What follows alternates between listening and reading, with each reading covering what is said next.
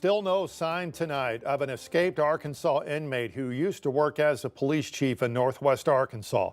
Grant Hardin has now been on the run for more than a day. He escaped from the North Central unit near Calico Rock yesterday afternoon. He was serving sentences at the prison for murder and rape. Both of those crimes happened in Benton County. Hardin was believed to be wearing clothing that mimicked law enforcement during his escape. Authorities released this surveillance photo showing what he was wearing during the escape. His connection to our area includes years of working in law enforcement. He was the police chief of Gateway in Benton County before he was arrested for a deadly shooting, then linked to a 1997 rape case. He eventually pled guilty to both crimes. 5 News reporter Jacob Luthi was the only reporter from our area on the ground in Calico Rock. He has the latest now on the search effort, trying to find Hardin throughout the night. People in Izard County are on high alert, and we have seen a heavy police presence. And as the search heads into the night, I'm told as more time goes on, the search area will have to expand. Police throughout the county have utilized checkpoints on busy streets, questioning drivers and searching vehicles. Local, state, and federal law enforcement are all on the ground. Drones and K-9 units help them in trying to find Hardin. Given Hardin's violent history, Department of Corrections officials tell me that crews are using every tool at their disposal to find him. We spoke with one woman here who says this Memorial Day on Main Street was especially quiet as news of the manhunt spread. As far as our businesses being closed, I understand that the other businesses that are normally open were closed because of that, because of the breakout. It's a little disconcerting, but very rural area. I would have expected somebody would be hiding out in woods, not coming into town. A spokesperson with ADC tells me that they are going to be reviewing surveillance footage to try to piece together a timeline to figure out just how exactly Hardin escaped. He says they're also going to be reviewing protocol to make sure something like this doesn't happen again. In Calico Rock, I'm Jacob Luthi. Back to you. All right, Jacob, thanks. With Hardin's ties to Northwest Arkansas, law enforcement here on high alert. Both of the crimes he is serving prison sentences happened in Benton County. Pled guilty to the deadly 2017 shooting of James Appleton. Got a 30-year prison term there. Hardin also worked as police chief for a Northwest Arkansas town. 5 News reporter Lauren Spencer spoke with people who knew Hardin before and after his convictions. Grant Hardin wore a badge for years in Northwest Arkansas as a police officer in Eureka Springs, a constable in Benton County, even a chief in Gateway. But according to those who knew him in uniform, he should have never been one. He didn't need to be a police officer at all.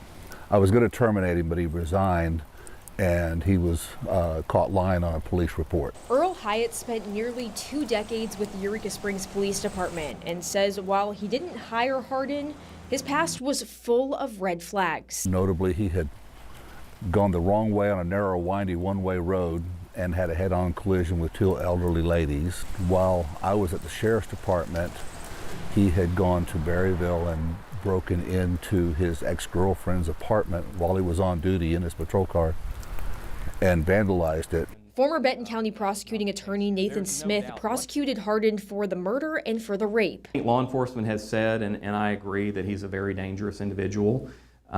He's a man now that is looking at spending the rest of his life in prison. And so the encouraging thing is I have a lot of faith in our state and local and federal law enforcement officials. Current prosecutor Brian Sexton says this escape isn't just a manhunt.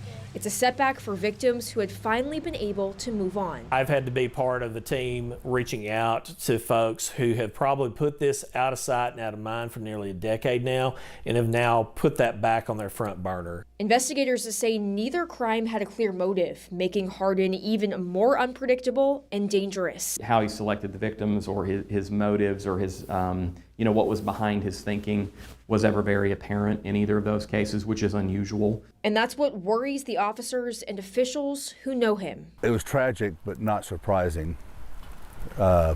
He was just always a very violent, I guess, excessive person. As for the victims and their families, Smith says they're who he's thinking about right now. One of the things that the justice system is supposed to give them is closure, right?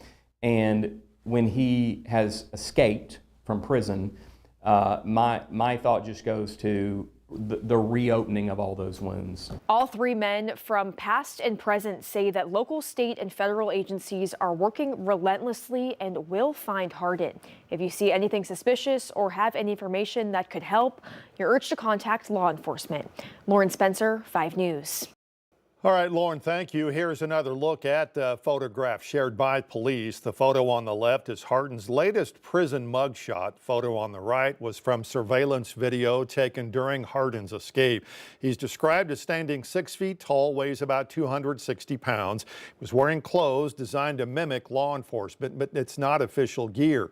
He should still be considered armed and dangerous. And you can find both of those photos and all of our coverage on our free 5 News smartphone app, along with any updates on the manhunt. We're also following developments tonight in the manhunt for a group of escaped inmates out of New Orleans. Authorities there say they've captured 3 more of the escapees tonight. One was in Baton Rouge, the other 2 were in Texas. Only 2 of the inmates escaped earlier this month are still on the run tonight. After the escape, a jail maintenance worker was arrested and accused of turning off the water to the toilet there. It's an act investigators say helped the men escape. In England, a celebration quickly turned into tragedy at a parade for Liverpool's Premier League soccer championship victory. A man drove in a minivan into a crowd of fans during that parade. British authorities say they have arrested the driver. Britain's Prime Minister says the quick response from police at the scene likely saved a lot of lives. The car stopped at the scene and a 53-year-old white British man from the Liverpool area was arrested. We believe him to be the driver of the vehicle. Extensive inquiries are ongoing to establish the circumstances leading up to the collision. We believe this to be an isolated incident, and we are not currently looking for anyone else in relation to it.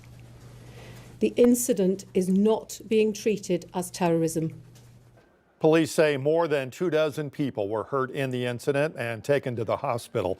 They were rushed away on stretchers while a number of people were treated there at the scene. President Trump honoring fallen soldiers at Arlington Cemetery today. Erica Brown has more now on the visit, which came after the president questioned Russia's recent attacks on Ukraine. President Trump laid a wreath at the Tomb of the Unknown Soldier Monday, a time-honored Memorial Day tradition commemorating the servicemen and women who have made the ultimate sacrifice. During his remarks at Arlington National Cemetery, Trump paid tribute to the fallen. They gave everything, and we owe them everything and much, much more. But while the president spent much of his address honoring the soldiers who have died, he raised eyebrows when portions of his speech criticized the Biden administration. That was a hard 4 years we went through. Who would let that happen? People pouring through our borders unchecked. The president also used his Arlington address to tout the U.S. hosting the 2026 World Cup and the 2028 Olympic Games. We have the World Cup and we have the Olympics. Can you imagine? God did that. I believe that too. The president's remarks come as tensions between Russia and Ukraine escalate.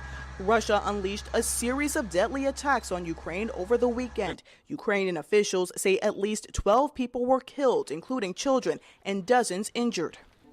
President Trump addressed the attacks on Sunday. I'm not happy with what Putin's doing. He's killing a lot of people, and I don't know what the hell happened to Putin. I've known him a long time, always gotten along with him, but he's sending rockets into cities and killing people, and I don't like it at all. The Kremlin responded to Trump's comments, saying there is a, quote, emotional overload of everyone involved. Erica Brown, CBS News, Washington.